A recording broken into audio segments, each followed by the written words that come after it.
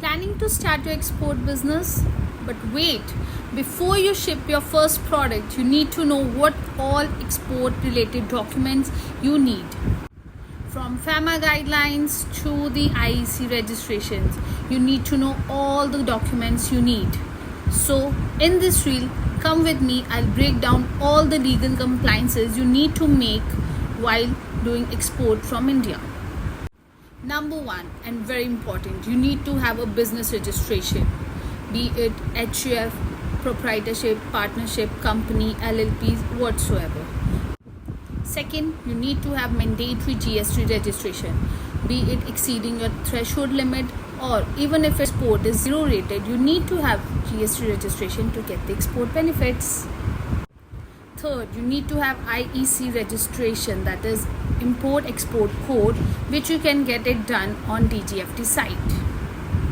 Fourth, you need to have registration cum membership certificate, which you can obtain from Export Promotion Council. This is required to get the export benefits and incentives.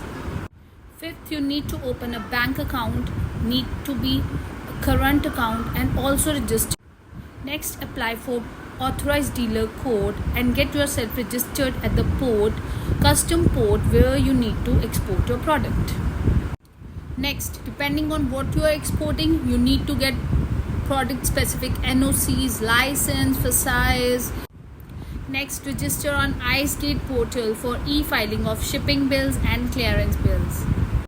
Generate and submit all the shipping bills that are like bill and invoice, packing list, bill of lading, insurance slip, etc. Next, comply with RBI's FAMA guidelines and also declare all the transactions through EP.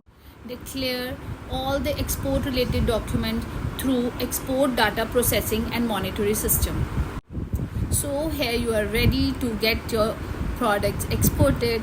Now, in case you have any doubt, please leave those in comments so that we are here to help you. Thank you. Bye bye.